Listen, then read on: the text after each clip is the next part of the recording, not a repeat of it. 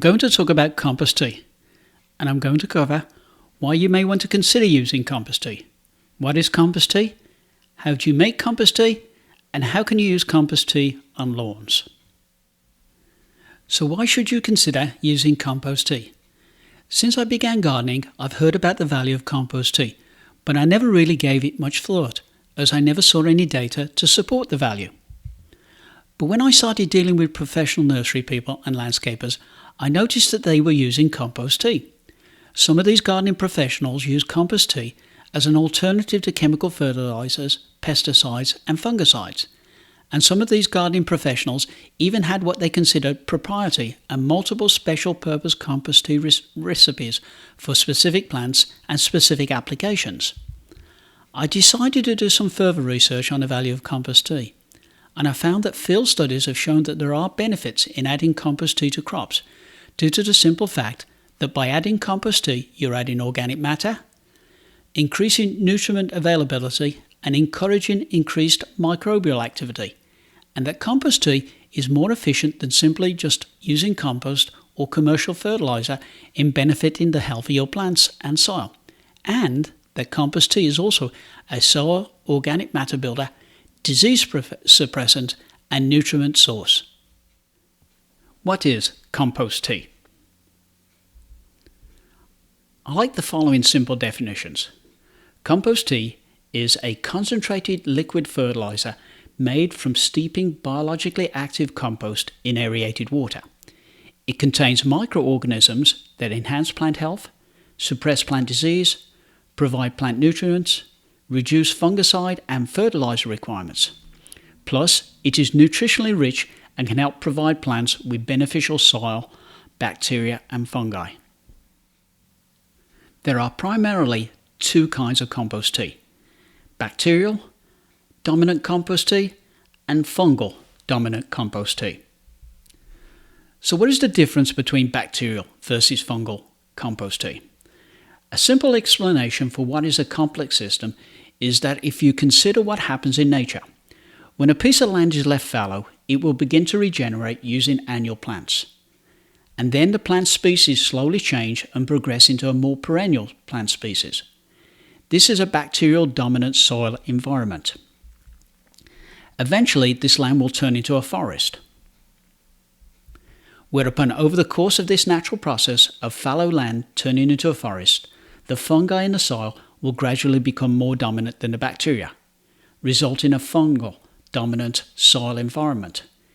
It's important to understand this distinction as it determines what kind of compost tea is appropriate for a particular plant. Ideally, you try to match the right kind of compost tea with the type of plant you are growing. The bacterial dominant compost tea is best suited for annual plants, flowers, vegetables and grasses. The fungal dominant compost tea is best suited for perennial plants, woody plants, shrubs and trees. Making or brewing compost tea is a relatively simple process. I will share with you the process that I used to make a 5-gallon batch of compost tea. There are just 4 simple steps in making or brewing compost tea, but first you need to acquire the equipment needed to brew the compost tea. You will need a 5-gallon bucket, an aerator or air pump that ideally is capable of pumping at least 570 gallons per hour, an air bubbler. You can use an aquarium air stone or a custom-made bubbler product. The air bubbler will need tubing to connect it to the aerator pump. You will also need a compost tea bag that will be used to hold the compost. The compost tea bag is a porous bag with at least a 400 micron mesh, and it needs to be capable of holding 2 pounds of compost. The compost tea bag can be a paint strainer bag or a custom-made compost tea bag. Now I will begin talking about the process of making or brewing the compost tea. As previously noted, there are just 4 simple process steps in brewing compost tea. In the first step, you select the compost tea recipe, bacterial, fungal or both, for the plant you intend to grow. Second, you place 5 gallons of de-chlorinated water into a bucket and then mix the recipe's microbe, food and nutrient ingredients into the water. Third, you insert the bubbler connected to the air pump and the compost tea bag containing the compost into the bucket of water. Fourth, you turn on the air pump and bubble air through the water and the compost tea bag for between 12 and 24 hours. I will illustrate this process in more detail in the following slides. Let's now start with the first process step in brewing compost tea. As previously stated, the first thing that you have to do is to select the right kind of compost tea recipe for the plants that you intend to grow. For all compost tea recipes, there are basically 3 key ingredients: water, compost, and a food source or nutriments for the microbes. The water must be de-chlorinated or reverse osmosis water. Tap water typically has chlorine in the water. You do not want chlorine in the water, as it will kill the bacterial and fungal microbes in the compost tea. Chlorinated water can be used if it is filtered or by letting the water sit exposed to the air for about 24 hours, or aerating it with a bubbler for about 90 minutes. The next key ingredient is compost. Try to use a good quality finished compost.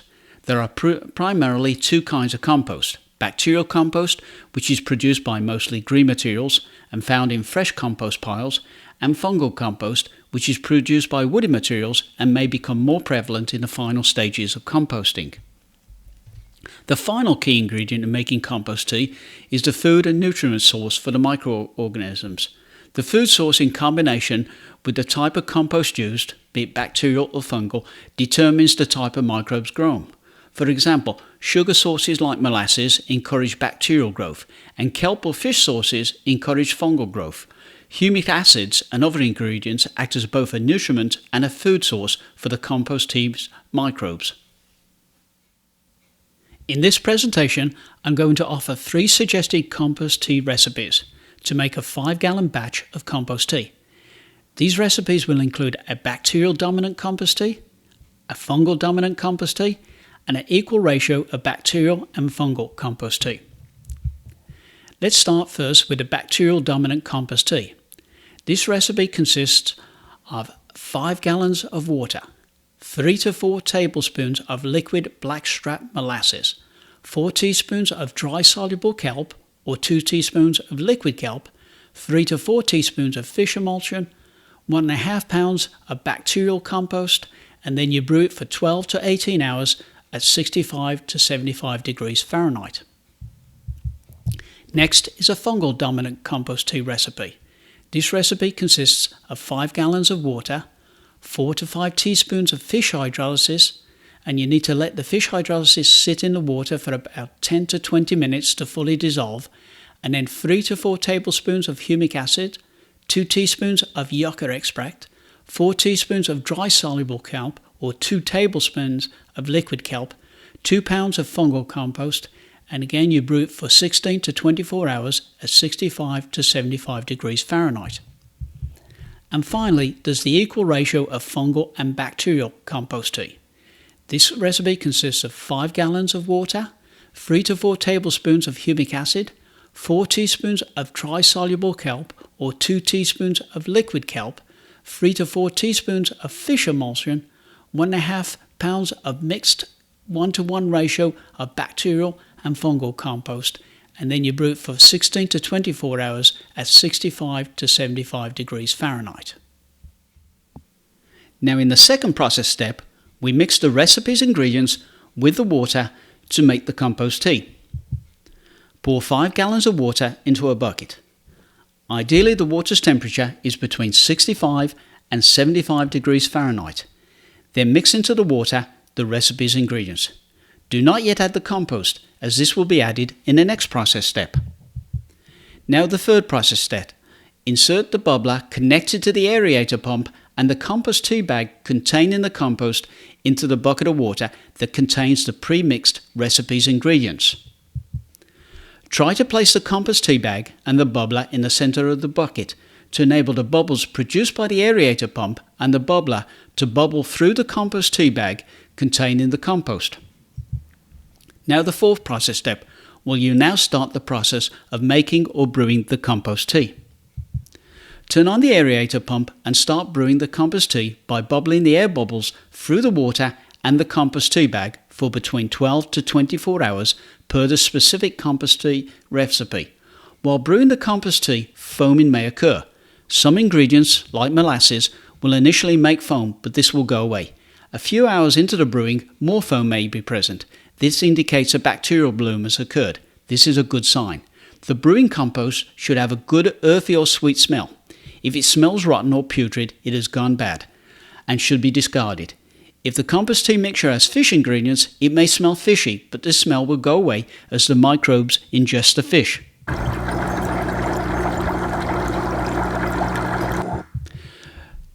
When brewing the compost tea, do not brew in the sun. Avoid brewing for more than 24 hours as the compost tea may develop organisms that will eat the good bacteria and fungi. Use the compost tea as soon as you brew it, as it will go bad. If it goes bad as indicated by a bad smell, do not use. How you use compost tea depends upon your particular gardening needs. The compost tea can be used at every watering or just weekly. Ideally, it should be applied early in the morning and/or when the temperature is below 80 degrees Fahrenheit. It can be used undiluted or diluted. Compost tea can be used for soil preparation. It can be used as a soil drench by soaking the soil prior to planting, or soaking the soil around the root zone of growing plants. It is suggested that you use 1 gallon of tea mixed in enough water to drench about 100 square foot of growing area, or a gallon of compost tea mixed in 20 to 50 gallons of water. Compost tea can be used as a foliar feed by being sprayed on the plant's leaves. Make sure that you cover all the foliage on the plant. You can use a pump sprayer or a hose end sprayer. Be careful not to atomize the compost tea, as this can damage the microbes. For some crops, foliar nutrition may be the most economical and reliable method of providing some nutrients, especially micronutrients. It is suggested that you dilute 1 gallon of compost tea to 4 to 6 gallons of water. Let's now talk about using compost tea on garden lawns. For garden lawns, use a bacterial dominant compost tea.